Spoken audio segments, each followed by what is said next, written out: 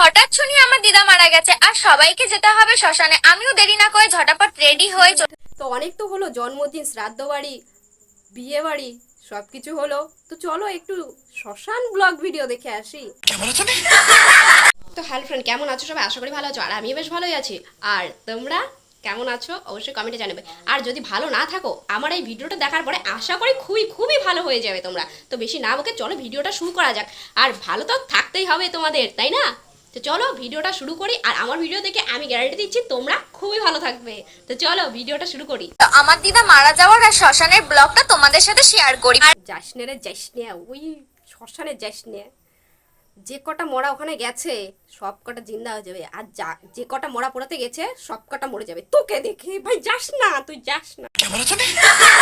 আর আগে আমি একটু রেডি হয়ে নি, আর শ্মশানে গিয়ে কি কি হয় তো চলো পুরো ভিডিওটা দেখতে থাকো, সবটাই শেয়ার করব তোমাদের সাথে। আমি ভেবেই পাচ্ছিলাম না কোন ড্রেসটা পরবো। তাই বোন হলো রেডি হওয়ার জন্য কিছু খুঁজে পাচ্ছে না। তা বোন বলছি কি, আমার বাড়ি না 2-3টা গামছা আছে, পুরনো ভালো সব রকম আছে।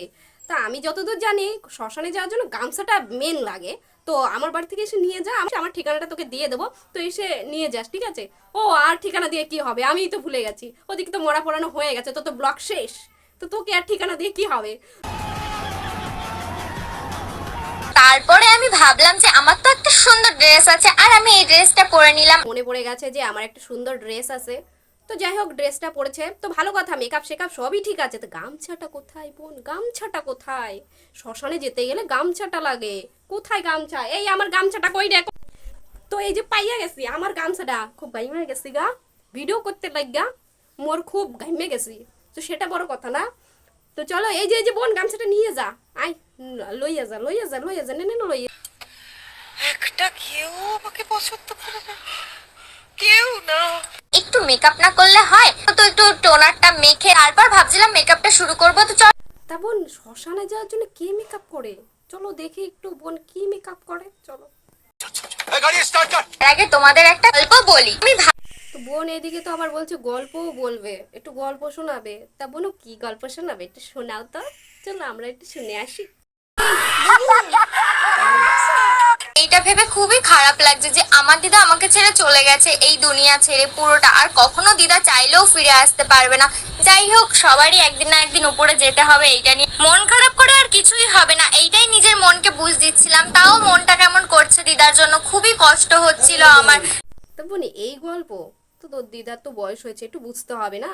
দিদার বয়স হয়েছে, উনি তো যাবেই ছেড়ে চলে, এটা তো স্বাভাবিক। তাই বলে শ্মশানে যাওয়ার জন্য এইভাবে রেডি হবি তুই? ঠিক আছে, রেডি সেডি হয়েছিস ভালো কথা, তোর জন্য আর দুটো মানুষ হয়তো জীবিত হয়ে যাবে ও শ্মশানের থেকে। আর যারা শ্মশানে মরা পড়তে গেছে তারাই মারা যাবে। স্নেরে যাইস নে, ওই শ্মশানে যাইস নে। দুনিয়া ছেড়ে চলে গেল আমার ছোটবেলার থেকে যার সাথে এত কথা এত কিছু, যাকে আমি সবকিছু শেয়ার করতাম, হাসি মজা দুঃখ, আমাকে কত রকম গল্পও বলতো। তোমাদের দিদা কি তোমাদের গল্প শোনাতো আমাকে?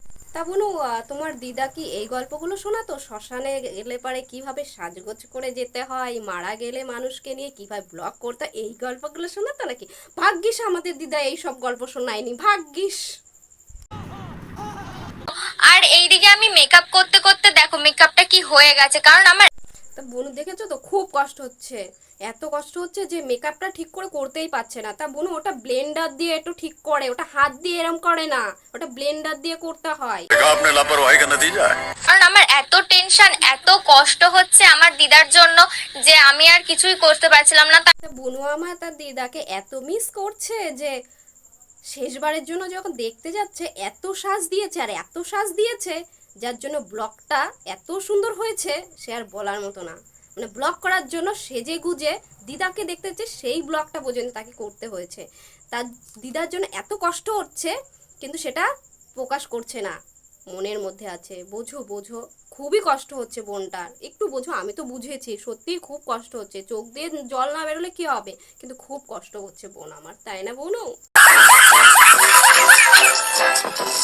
এই পুরোটা হালকা করে একটু আঁকিয়ে নিলাম আমি, কিন্তু আর একটু হালকা করেই সাজি, সেরকম কিছু না। দেখো কেমন লাগছে তাই বলছিলাম।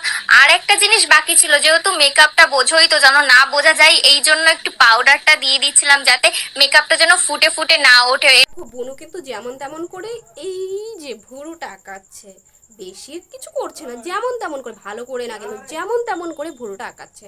তো যাই হোক, চলো আরও একটু মেকআপ দেখে আসি। আর বুনু কিন্তু একদমই সাজছে না, একদমই না, যেটুকু না সাজলে নয়, শ্মশানে যাওয়ার জন্য যেটুকু না সাজলে নয় সেইটুকুই সাজছে, একদমই সাজছে না। তোমরা কিন্তু বাজে কমেন্ট করো না তাকে, ঠিক আছে?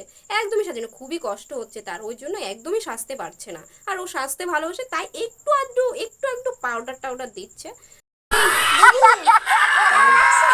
জাস্ট একটু চোখের উপর গ্লিটার দিয়েছি। হ্যাঁ, চোখের পরে কি দিয়েছিস? কি দিয়েছিস চোখের পরে? আমি বুঝতে পারলাম না। ও চলো আবার দেখি কি দিল বুঝলাম না ঠিক। চোখের উপর গ্লিটার দিয়েছি। अच्छा है मैं अंधा हूँ। কিছু দিইনি, না সাজলে না হয়, তো আমি কোথায় আর সেজেছি।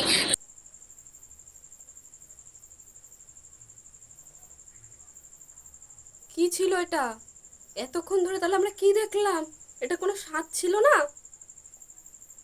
মারো বুঝি, মারো মারো।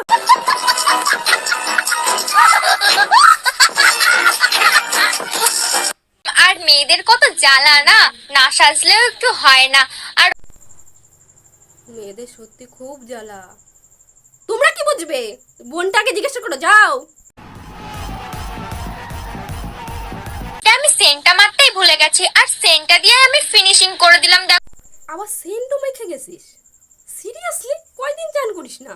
क्या बोला तूने?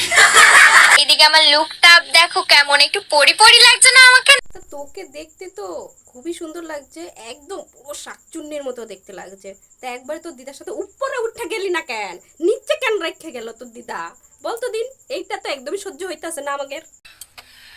একটা কেউ আমাকে পছন্দ করে না, কেউ না। আজকে বেশি কিছু বলবো না, যেহেতু মনটা খুব খারাপ আছে, আর কিছু বলতে পারছি না।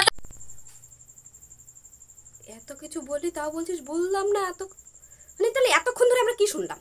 এটা কি ছিল বলু? কি হোয়াট ইজ দিস? কি ছিল এটা? ভিডিওটা যদি ভালো লাগে অবশ্যই লাইক কমেন্ট শেয়ার আর চ্যানেলটা সাবস্ক্রাইব করে নেবেন। চলো টাটা, দেখা হবে নেক্সট কোনো ভিডিওতে।